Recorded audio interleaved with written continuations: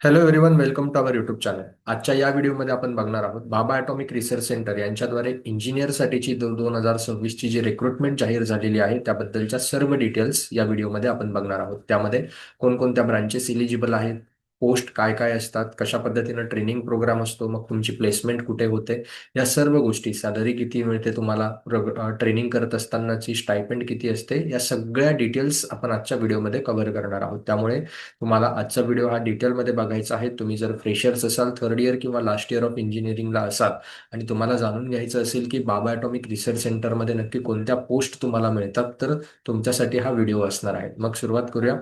बघा, Bhabha atomic research centre यांचं DAE हे डिपार्टमेंट, डीएई म्हणजे काय, डिपार्टमेंट ऑफ ॲटॉमिक एनर्जी, यांच्याद्वारे इंजिनियर्सची हायरिंग केली जाते ॲज अ सायंटिफिक ऑफिसर्स म्हणून. मग जे इंजिनियर आहे यामध्ये जवळपास सर्वच इंजिनिअरिंग ब्रांचेस या इलिजिबल असतात. कोणकोणत्या ब्रांचेस आहेत हे मी खाली सांगेलच. मग इंजिनिअरिंग ग्रॅज्युएट्स किंवा सायन्स पोस्ट ग्रॅज्युएट यांची हायरिंग केली जाते. आपल्याला बघायचं आहे इंजिनिअरिंग ग्रॅज्युएटशी रिलेटेड कोणासाठी हा जॉब सुटेबल आहे. ज्यांचा इंटरेस्ट हा सायन्स आणि टेक्नॉलॉजीमध्ये जास्त आहे, ज्यांना nuclear reactor, accelerator, fuel cycle technology यांसारख्या गोष्टींमध्ये काम करायचं आहे, किंवा ज्यांना इनोव्हेटिव्ह रिसर्च करायचं आहे इंजिनिअरिंगमध्ये, अशा विद्यार्थ्यांसाठी ही पोस्ट ज्या आहे या मोस्ट सुटेबल असणार आहे. म्हणजे तुमचं जर रिसर्च ओरिएंटेड माइंड असेल, तुम्हाला नवनवीन गोष्टी इनोव्हेट करायला आवडत असतील, तुमच्या इंजिनिअरिंग ब्रांचमध्ये नवीन नवीन चॅलेंजेस डेली स्वीकारायला आवडत असेल, तर ही रिक्रुटमेंट तुमच्यासाठी असणार आहे.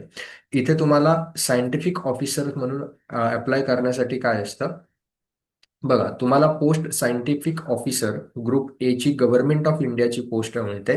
बट त्या अगोदर तुमचं सिलेक्शन झाल्यानंतर तुम्हाला ट्रेनिंग प्रोग्राम जे आहे ते ट्रेनिंग प्रोग्राम कंप्लीट करावे लागतात. मग लक्षात घ्या, ज्यावेळेस तुमची सायंटिफिक ऑफिसर म्हणून रिक्रुटमेंट होणार आहे त्या अगोदर दोन टाईपचे ट्रेनिंग प्रोग्राम हे आहेत. म्हणजे तुमचं दोघांपैकी कोणत्याही एका ट्रेनिंग प्रोग्रामला सिलेक्शन होऊ शकतं किंवा तुम्ही अप्लाय करू शकता. कोणते दोन ट्रेनिंग प्रोग्राम आहे? एक आहे orientation course for engineering graduate and science post graduate. Science आपल्याला बघायचं नाहीये. Orientation course for engineering graduate अर्थात OCES 2026 हा एक ट्रेनिंग प्रोग्राम आहे. दुसरा आहे DAE graduate fellowship scheme for engineering graduate, त्याला म्हणतात DGFS 2026. हे दोन प्रोग्राम OCES आणि DGFS या दोन प्रोग्राम मधून काय होत असतं, तुमचं सिलेक्शन होत असतं. म्हणजे दोघांमधूनही तुम्हाला सायंटिफिक ऑफिसरची पोस्ट मिळणार आहे. फक्त त्या अगोदरचे जे ट्रेनिंग प्रोग्राम आहेत ते दोन टाईपचे आहेत.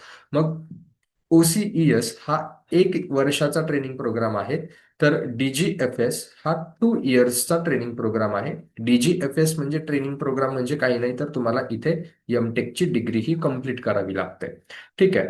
सो डिटेलमध्ये आपण बघूया काय आहे ट्रेनिंग स्कीम. बघा, पहिला आहे 1 year orientation course for engineering graduate and science post graduate, ज्याचं नाव आहे शॉर्टकटमध्ये OCES. म्हणजे 2026-27 ह्या एज्युकेशनल इयरसाठी तुम्हाला एक वर्षाचं ट्रेनिंग प्रोव्हाइड केलं जाईल आणि त्यानंतर मग तुमची सायंटिफिक ऑफिसर म्हणून काय होणार आहे, सिलेक्शन किंवा पोस्टिंग ही होणार आहे. म्हणजे तुम्हाला अगोदर एक एक्झाम द्यायची आहे, किंवा इथे सिलेक्शन हे गेटमधून देखील होतं. म्हणजे तुमची गेट एक्झाम देखील व्हॅलिड असते आणि सेपरेट बार्क जी एक्झाम कंडक्ट करणार आहे ती एक्झामचा स्कोर देखील व्हॅलिड असतो. तुमचं गेटमधून सिलेक्शन झालं तरी बेटर, किंवा बार्कच्या एक्झाम मधून सिलेक्शन झालं तरी बेटर. म्हणजे तुम्हाला या ठिकाणी दोन चान्सेस असतात.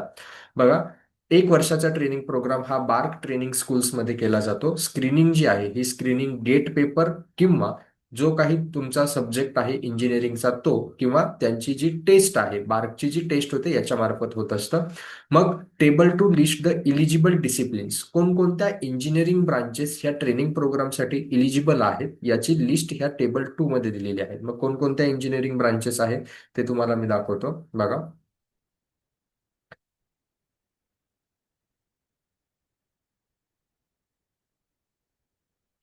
हे आहेत इंजिनिअरिंग डिसिप्लिन्स जे इलिजिबल आहेत. Mechanical engineering, chemical engineering, metallurgical engineering, electrical engineering, electronics engineering, computer science engineering, instrumentation, civil, आणि हे आहेत तुमचे सायन्सचे डिसिप्लिन. इंजिनिअरिंगशी रिलेटेड ब्रांचेस जर बघितलं तुम्ही तर mechanical, chemical, metallurgy, electrical, electronics, computer science, instrumentation आणि सिव्हिल. आता याच्यामध्ये सब ब्रांचेस देखील आहेत. जसं की तुम्ही बघत असाल इथे कम्प्युटर सायन्समध्ये computer engineering, computer science and engineering, इन्स्ट्रुमेंटेशनमध्ये ज्या तुमच्या सब ब्रांचेस असतात त्या देखील काही इलिजिबल असणार आहेत. कशासाठी? दोघही प्रोग्रामसाठी. OCES आणि DGFS या दोघही प्रोग्रामसाठी या रिस्पेक्टिव्ह इंजिनिअरिंग ब्रांचेस इलिजिबल असणार आहे. मग या ठिकाणी तुमचं ट्रेनिंग जे होतं हे ट्रेनिंग झाल्यानंतर काय होतं, अपॉन सक्सेसफुल कम्प्लिशन. आणि तुमचा ट्रेनिंग प्रोग्राम कुठे कंडक्ट केला जातो, म्हणजे आफ्टर सिलेक्शन तुम्हाला कुठे ट्रेनिंग दिलं जातं, तर ट्रेनिंग जे आहे ते टेबल 2 मध्ये दिलेलं आहे. जे 1 वर्षाचं ट्रेनिंग आहे, OCESचं 1 वर्षाचं ट्रेनिंग हे Bhabha atomic research centre Mumbai आणि हैदराबादला तुमचं काय दिलं जातं, ट्रेनिंग हे तुम्हाला दिलं जातं. बट हैदराबादला जिओलॉजी आणि जिओफिजिक्स मधलं आहे म्हणून इथे आपल्याला त्याच्याशी आपला काही संबंध नाहीये. इंजिनिअरिंग स्टुडंट जे आहेत ह्या इंजिनिअरिंग स्टुडंटसाठीचं ट्रेनिंग हे Bhabha atomic research centre Mumbai येथे दिलं जातं. ओरिएंटेशन ऑफ ट्रेनिंग बघा, इंजिनिअरिंग काय काय शिकवलं जाईल, development operation, maintenance of nuclear reactors, research in frontier areas of basic science and engineering, सगळ्या इंजिनिअरिंग ब्रांचेसचं ट्रेनिंग हे मुंबई येथे कंडक्ट केलं जातं. त्यानंतर या ट्रेनिंग स्कूलमध्ये तुम्ही 1 वर्षाचं ट्रेनिंग कंप्लीट केलं की काय होतं, तुमची पोस्टिंग ही होत असते ॲज अ सायंटिफिक ऑफिसर. हे ट्रेनिंग स्कूलमध्ये ज्यांनी ट्रेनिंग कंप्लीट केलं will be posted as scientific officers in one of the DAE units. तुम्हाला सांगितल्याप्रमाणे ॲटॉमिक एनर्जीचे जे काही युनिट्स आहेत या ठिकाणी तुमचं पोस्टिंग ही होणार आहे. मग कुठे कुठे आहेत इथे लिस्ट दिलेली आहे. Bhabha atomic research centre Mumbai, त्यानंतर Indira Gandhi centre for atomic research Kalpakkam, Raja Ramanna centre of advance technology Indore, variable energy cyclone centre Kolkata. बघा इथे सगळे नावं दिलेले आहे. मुंबई, NFC हैदराबाद, त्यानंतर BRIT मुंबई, NPCIL मुंबई, त्यानंतर आहे तुमचं भाविनी हे ॲटॉमिक मिनरल्स. असे वेगवेगळे काय दिलेले आहे, सेंटर दिलेले आहे. ह्या एवढ्या युनिटपैकी कोणत्या तरी एका युनिटला तुमची पोस्टिंग होणार आहे. म्हणून आफ्टर कम्प्लिशन ऑफ ट्रेनिंग, 1 वर्षाचा ट्रेनिंग प्रोग्राम कंप्लीट केल्यानंतर तुम्हाला कुठे तुमची पोस्टिंग होते याची लिस्ट देखील दिलेली आहे. याच्यापैकी एका ठिकाणी तुम्हाला पोस्टिंग ही मिळणार आहे. त्यानंतर हे झालं ट्रेनिंग प्रोग्रामचं. बाकी जास्त डिटेलमध्ये जायची गरज नाहीये. हा एक ट्रेनिंग प्रोग्राम झाला 1 वर्षाचा. जर तुम्ही 2 वर्षांच्या ट्रेनिंग प्रोग्रामसाठी ऍडमिशन घेणार असाल आफ्टर गेट स्कोर किंवा मग बाबा ॲटॉमिक रिसर्च सेंटरची एक्झाम दिल्यानंतर तुम्हाला वाटलं की आपल्याला 2 वर्षाच्या ट्रेनिंग प्रोग्रामसाठी ऍडमिशन घ्यायचंय, तर 2 वर्षाचा जो ट्रेनिंग प्रोग्राम आहे त्याचं नाव आहे DAE graduate fellowship scheme for engineering student, ज्याचं शॉर्टकटमध्ये नाव आहे DGFS 2026. हा 2 वर्षाचा 2026 ते 2028 मध्ये कंडक्ट केला जाईल. इथे काय केलं जातं, इथे तुम्हाला 2 वर्षाची काय केली जाते, एमटेकला ऍडमिशन दिलं जातं. म्हणजे तुमचे इंटरव्ह्यू कंडक्ट होतील. इंटरव्ह्यू कंडक्ट केल्यानंतर जे हे करतील काय होतील, क्वालिफाय करतील, त्यांचं एमटेक साठी ऍडमिशन घेतलं जाईल. मग हे एमटेक जे आहे हे एमटेक तुम्हाला कुठे केलं जाईल प्रोव्हाइड, एमटेक तुम्हाला कुठे म्हणजे स्पॉन्सर्ड कोण करेल, बार्क स्पॉन्सर्ड करेल. इथे तुम्हाला स्टायपेंड वगैरे पण मिळेल, ते सांगतो की किती स्टायपेंड मिळेल. बट स्पॉन्सर्ड बाय बार्क असेल. मग एमटेक कुठे कम्प्लीट केलं जातं, तर कोणकोणत्या इन्स्टिट्यूट्स आहेत ज्या ठिकाणी बार्क तुम्हाला एमटेक करण्यासाठी पाठवतं त्याची इथे लिस्ट दिलेली बघा. मेकॅनिकल इंजिनिअरिंग असेल, इथे तुम्ही कशामध्ये स्पेशलायझेशन करू शकता ते दिलेलं आहे. Thermal fluid, thermal engineering, thermal design engineering, mechanical design, IIT Bombay आणि IIT मद्रास. अप्लाइड मेकॅनिक्स असेल IIT Madras, chemical engineering Bombay Madras, metallurgical engineering Bombay Madras, त्यानंतर civil engineering IIT Bombay, environmental science engineering IIT Bombay, electrical engineering IIT Bombay, electrical engineering IIT मद्रासला देखील आहे. त्यानंतर interdisciplinary group of system and control engineering, system and control engineering, त्यासाठी electrical इलेक्ट्रॉनिकचे student देखील apply करू शकतात IIT बॉम्बे. कम्प्युटर सायन्ससाठी कोण कोण अप्लाय करू शकतं IIT बॉम्बेला, कम्प्युटर सायन्स अँड इंजिनिअरिंग हे देखील IIT मद्रास या ठिकाणी दिलेलं आहे. इलिजिबल ब्रांचेस हे एकदा बघून घ्यायचं की कोणत्यासाठी कोणत्या ब्रांचेस इलिजिबल आहे. मग तुम्हाला तुमचं सिलेक्शन होईल कशामधनं, गेट स्कोर किंवा बार्कच्या टेस्टमधनं. हे सिलेक्शन झालं की त्यानंतर काय होणार आहे, तुमचं 2 वर्षाचा एमटेक प्रोग्राम तुम्हाला कंप्लीट करावा लागेल आणि त्यासाठी तुम्हाला स्टायपेंड दिली जाईल. ट्युशन फी देखील बार्क देईल तुम्हाला. इथे कुठल्याही प्रकारचा वैयक्तिक खर्च करायचा नाहीये. त्यानंतर एमटेक डिग्री कंप्लीट झाल्यानंतर एमटेक डिग्री करत असताना बघा तुम्हाला काय काय करायचंय, प्रोजेक्ट वर्क असणार आहे. या प्रोजेक्ट वर्कसाठी लागणारा खर्च देखील तुम्हाला बार्क प्रोव्हाइड करतो. ते सांगतो किती देतात ते. त्यानंतर तुम्हाला 1 वर्षासाठी काय करायची, टीचिंग असिस्टंटशिप देखील करायची आहे. हे रूल्स आहेत. 1 वर्ष तुम्हाला प्रोजेक्ट करायचा आहे, 1 वर्ष टीचिंग असिस्टंटशिप करायची आहे. त्यानंतर तुम्ही जॉईन एक एमटेक तुमचं कम्प्लीट झालं की त्यानंतर डीएई जॉईन करतात. ॲटॉमिक एनर्जीचं जे काही रिसर्च सेंटर आहेत ते जॉईन करतात as a scientific officer. But ते जॉईन करण्यापूर्वी तुम्हाला परत 4 महिन्याचं ट्रेनिंग घ्यावं लागतं. ओसीडीएफ नावाचं, ओरिएंटेशन कोर्स फॉर डीजीएफएस. म्हणजे काय, बघा तुम्ही आत्ता टेस्ट पास होणार गेट एक्झाम मधनं, किंवा गेट एक्झाम मधनं तुमचं सिलेक्शन होणार, 2 वर्षाचा एमटेक प्रोग्राम कम्प्लीट करणार जो फुल्ली स्पॉन्सर्ड असेल बाय बार्क.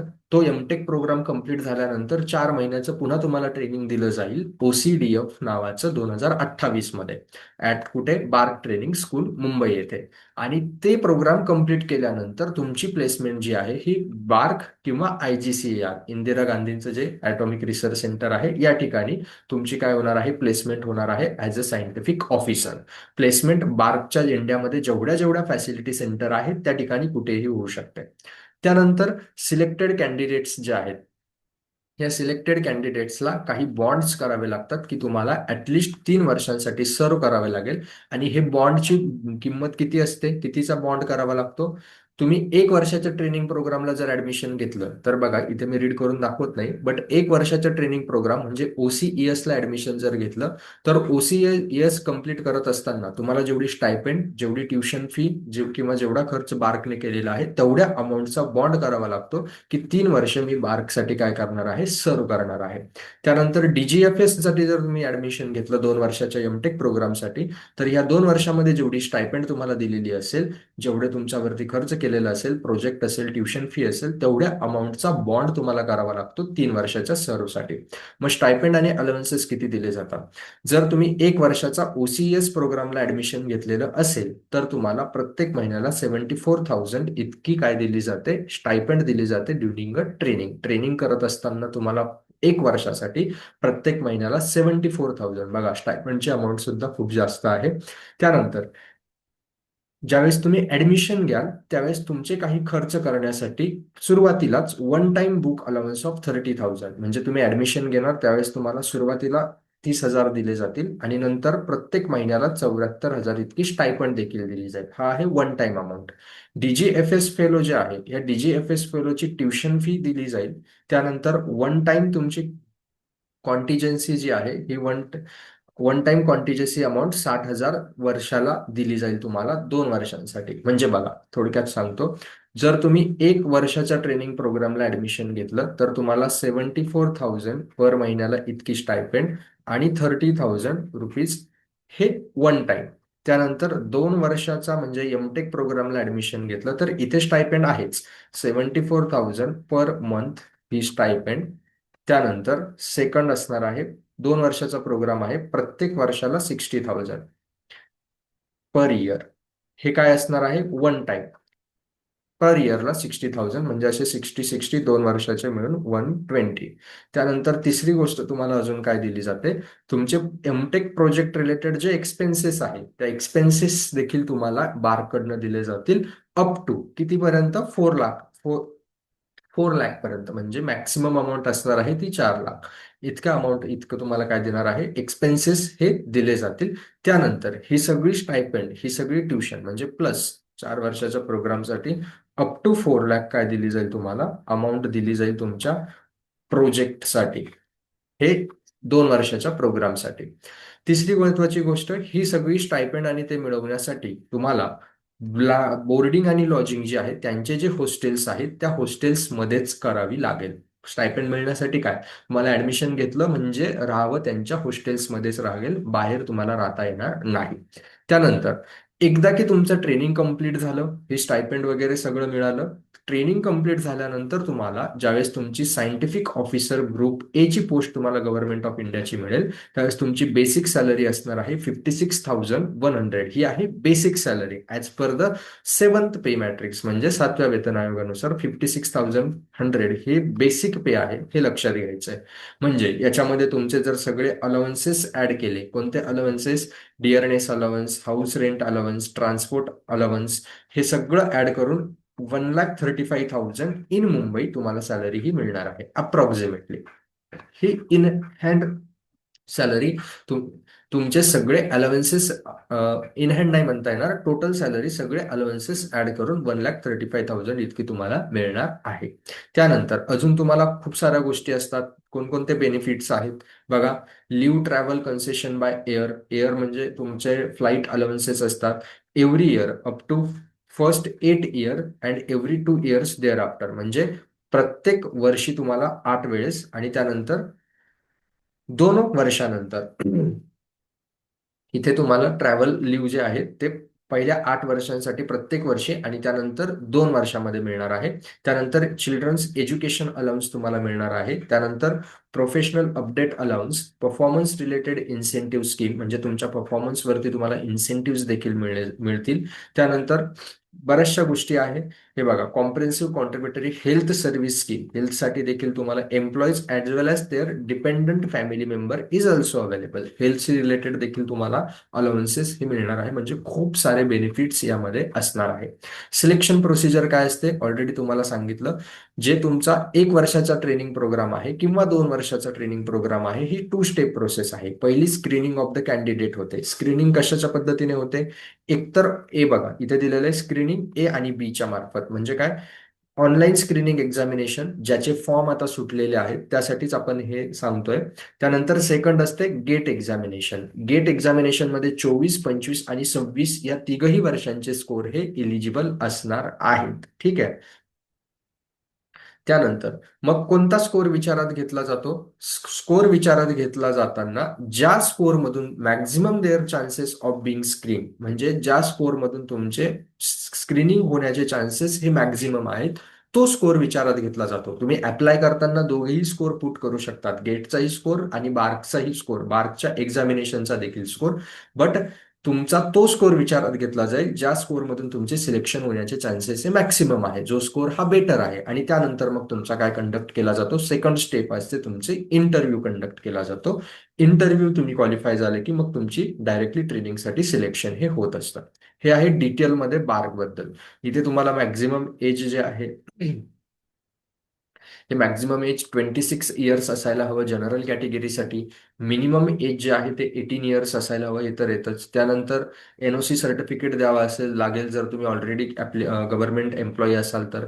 ऍप्लिकेशन फी जी आहे ही बार्क एक्झामसाठी ₹500 असणार आहे ओपन कॅटेगरीसाठी. मग ऍप्लिकेशन डेट्स वगैरे काय आहे? तर जी एक्झामिनेशन आहे बार्कची, त्या एक्झामिनेशनची सुरू झालेलं आहे 22 डिसेंबर पासनं. लास्ट डेट ही 21 जानेवारी असणार आहे. त्यानंतर तुमची ऑनलाईन एक्झाम ही 14 आणि 15 मार्च रोजी असणार आहे. त्यानंतर तुम्हाला गेट स्कोअर कार्ड देखील ज्यावेळेस रिझल्ट लागेल 26 आणि 2 एप्रिलमध्ये अप्लाय करायचं आहे. मग ज्या कॅन्डिडेटचं स्क्रीनिंग झालेलं आहे इंटरव्ह्यूसाठी, हे एप्रिलच्या दुसऱ्या आठवड्यामध्ये दिसणार आहे.